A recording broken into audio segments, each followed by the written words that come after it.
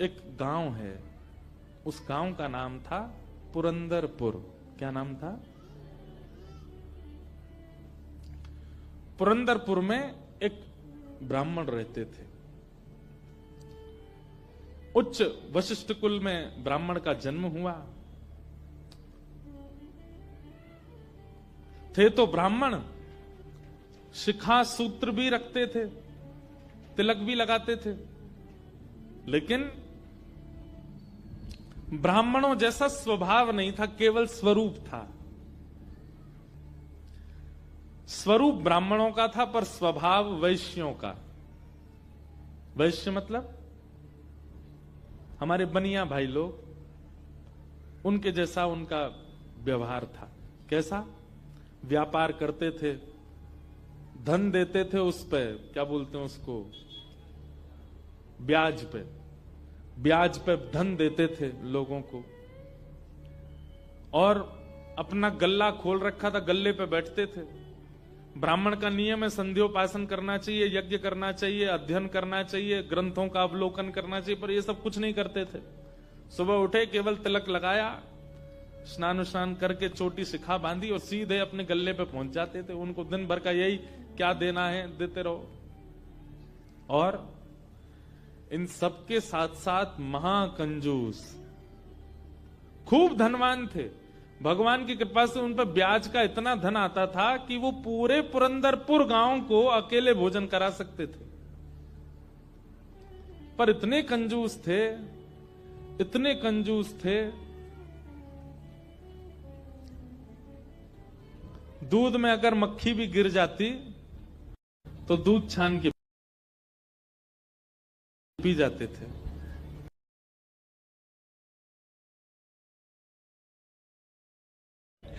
दूध का क्या बिगड़े, इतने कंजूस।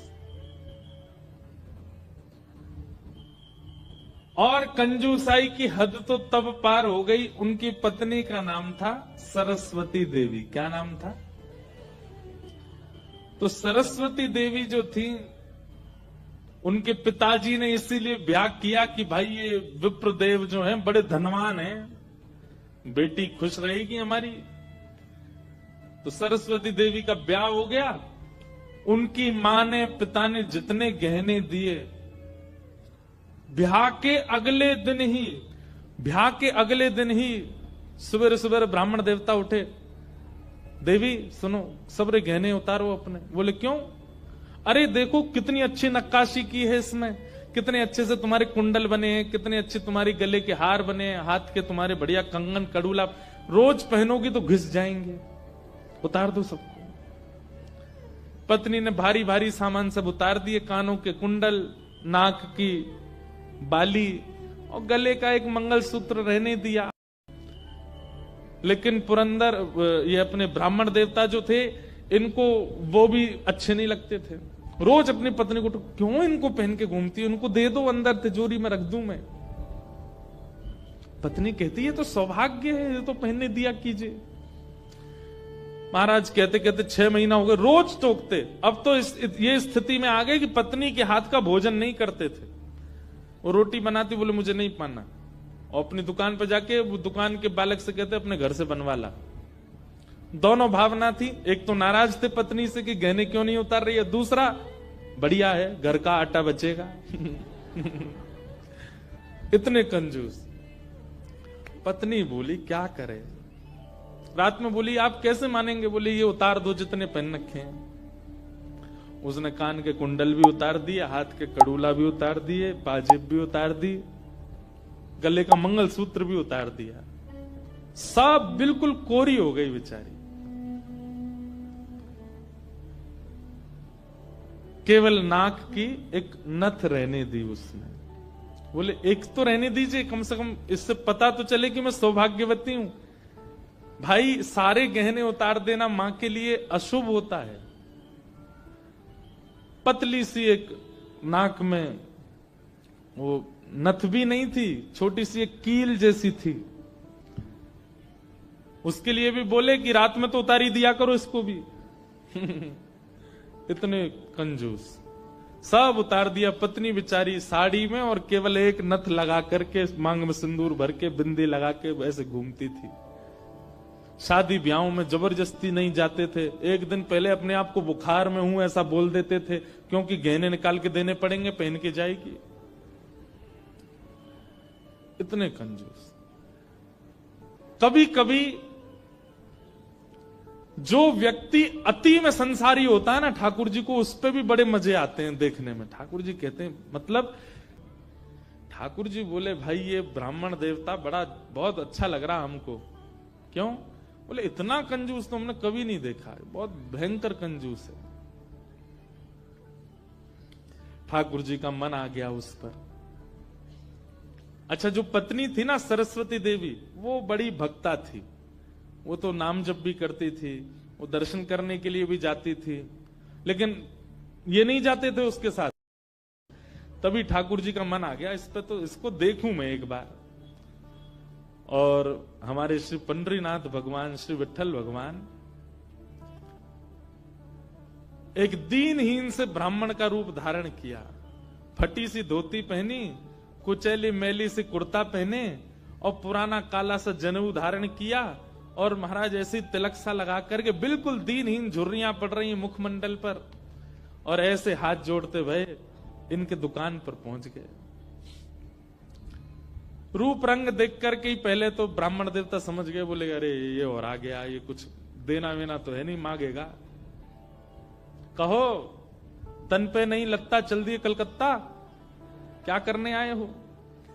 ठाकुर जी बोले, बहुत गरीब ब्राह्मण हूं मैं, मेरी बेटी का ब्याह होने वाला है, अपनी पुत्री का ब्याह करना है मुझे, और मुझे ब्याह के लिए थोड़ी व्यवस्था चाहिए धन की। आप तो बहुत बड़े धनवान सेठ हैं, कृपा कर दीजिए ना, कुछ दे दीजिए मुझको, मैं अपनी बेटी का ब्याह कर दूंगा और थोड़ा ठीक हो जाएगा। या तो धन दे दीजिए, नहीं तो कुछ सामान दे दीजिए, सामग्री दे दीजिए, मैं उसी से कुछ ना कुछ तो व्यवस्था करूं। तो ये जो ब्राह्मण थे ना, ये जबरदस्ती रफू की हुई धोती और कुर्ता पहन के जाते थे कि कोई मांगने वाला आ जाए तो उसको दिखा दूं, देखो मेरे खुद के कुर्ता फटे, मैं तुमको कहां से दूं। तो ठाकुर जी को दिखाने लगे, ये देखो मेरी धोती यहां से उधरी हुई है, मेरा कुर्ता यहां से फटा हुआ, कैसे तुमको दूं, मैं खुद नहीं अपने नए खरीद पा रहा, तुमको कहां से दूं भाई। ये सब तो केवल बाहर का दिखावा है, मेरे पे कोई पैसा वैसा कुछ नहीं है, दूसरों का धन ले रखा है मैंने। भैया चलते बनो, कहीं और जाओ, किसी और से मांगो, भगवान करे तुम्हारी बेटी का ब्याह बहुत अच्छा हो। बोले मुझे या तो धन दीजिए, नहीं तो मैं यहीं बैठा रहूंगा। ठाकुर जी जिद पे आ जाएं तो उनको कौन हटावे। ठाकुर बोले मुझे धन दो, ऐसे तो नहीं जाऊंगा, मैं आपके दर पे आया हूं, कुछ तो लेके जाऊंगा, मेरी बेटी का ब्याह है। अंत में हार करके ब्राह्मण बोला, देखो मैं ऐसे नहीं देता हूं, कुछ लाओ, मेरे पास गिरवी रखो, पैसा ले जाओ, और जब पैसा हो जाए तो पैसा देके अपना सामान ले जाना, तुम पे है कुछ देने के लिए। ठाकुर जी बोले, मुझ पे तो कुछ भी नहीं है, मुझसे कुछ काम करा लीजिए दुकान में, मैं ये कर दूंगा, आपकी साफ सफाई कर दूंगा, इतना कर सकता हूं, उसके बदले कुछ दे। बोले उसकी जरूरत नहीं है, सब है नौकर चाकर मेरे पास, मैं तुम्हें बस इतना कह सकता हूं, कोई मूल्यवान सामग्री दो, पैसा ले जाओ, और जब पैसा हो जाए तो पैसा वापस दे के सामग्री ले जाना। मतलब इतना भी दान नहीं कर सकता मैं।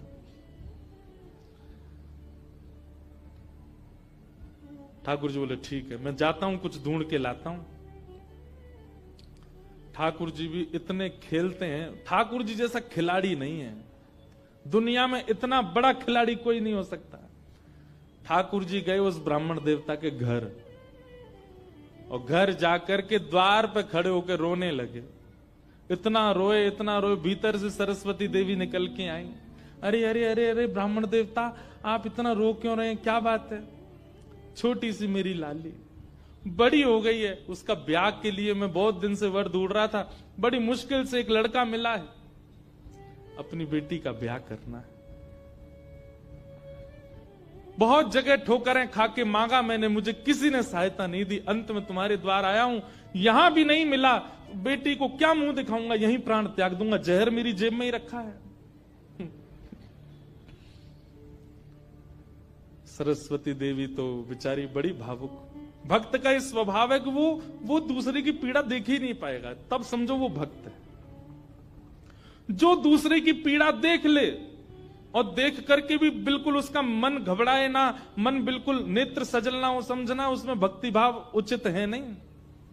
सरस्वती देवी तो रोने लगी, आंखें लाल पड़ गई। बोले भगवान, मेरा मन अगर मुझ में सामर्थ्य होती मैं पूरा घर आपको दे देती, पर मैं क्या करूं। मेरे पतिदेव इतना प्रतिबंध लगा के रखते हैं कि मैं स्वयं ऐसे रहती हूं, मैं आपको क्या दूं। ठाकुर जी, अरे हाय राम, अब तो मैं जहर खाना ही पड़ेगा, निकालू कहां है। सरस्वती देवी, रुकी रुकी रुकी, ऐसा मत कीजिए भगवान, चरण पकड़ूं आपके। मेरे पास एक ही वस्तु है। और तुरंत अपनी नाक की जो कील थी वो निकाली और निकाल करके बोले ये ले जाइए, इससे थोड़ा बहुत धन आपको मिल जाएगा, स्वर्ण की है। आप अपनी बेटी का ब्याह तो नहीं कर पाएंगे पर कुछ व्यवस्था तो हो जाएगी आपकी। ठाकुर जी तुरंत, जहर भी पता नहीं कहीं गिर गया था, बढ़िया तुमने दे दिया, अब मैं कुछ कर लूंगा व्यवस्था। ठाकुर जी वो कील उसकी नाक की ले ली और सीधे गए उस ब्राह्मण की दुकान पर। देखो कितने उद्यमी हैं ठाकुर जी। और उसके दुकान पर जाके सीधा ले ले, और इसके बदले अब ला पैसा दे मुझको, तू कह रहा था ना कुछ सामान दो, उसके बदले पैसा मिलेगा। ये ले सोने की कील नाक की, धर ले अपने पास, ला पैसा दे। ब्राह्मण देवता ने जैसी कील देखी, ये आपको कहां से मिली? बोले उससे तुझको क्या, तू तो पैसा दे। मुझे कहां से मिली इससे तेरे को मतलब नहीं होना है, तू पैसा दे मेरे को, मेरी बेटी का ब्याह है। और अब मैं तेरे से भीख नहीं मांग रहा हूं, चीज रख के गिरवी तब ले रहा हूं, ला दे। बेचारा फंस गया, वो क्या करे। वो 3-4 बार सोचे, बोले मिली कहां से? बोले तू मत सोच, मुझे पैसा दे।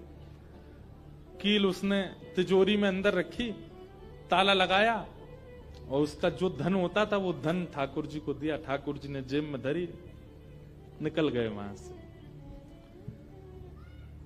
ब्राह्मण ने अपनी भुजा ऊपर करी, बोले इसको बताता हूं, ये बहुत दानवीर बनती है अपने मन में। मैंने इसको बोला था एक कील पहने, वो तो बहुत अच्छी कृपा मुझ पर ठाकुर जी की, जो मैंने इसके सारे गहने उतरवा दिए, नहीं तो सब दान कर देती। एक कील छोड़ी, वो भी दान कर दी किसी को।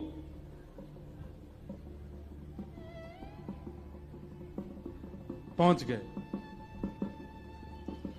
अब यहां वो ब्राह्मण जा ही रहा था अपने घर, उससे पहले दुकान का जो मुनीम था वो बेचारा सरस्वती देवी को बहुत मानता था, कभी कभी सहायता कर देती होंगी उसकी। वो सेठ जी से, इनसे ब्राह्मण देवता से पहले ही दौड़ के गया और जाके बोला, मैया आज बचो आप। बोले क्यों, आपने कोई कील दी थी किसी को? बोले हाँ दी तो थी, एक ब्राह्मण के ब्याह के लिए दे दी थी। क्या हो गया?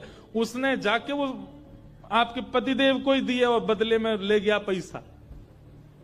सरस्वती देवी, हाय नाथ अब नहीं बचूंगी, वो तो बहुत डांटेंगे। बोले वो आ रहे हैं, दुकान बंद कर दी उन्होंने, वो सीधे धोती चढ़ाए ऊपर चले आ रहे हैं सीधे, आप बचो। सरस्वती देवी बोली कहां जाऊं? हे पांडुरंगा, हे विठलनाथ, हे मेरे प्राणनाथ, मेरी रक्षा करो। ये कैसा नियम आपने मेरे आज जीवन में पहली बार तो कुछ दान किया, वो भी एक ब्राह्मण बेचारा अपनी हत्या करने पर तुला था तो मैंने किया।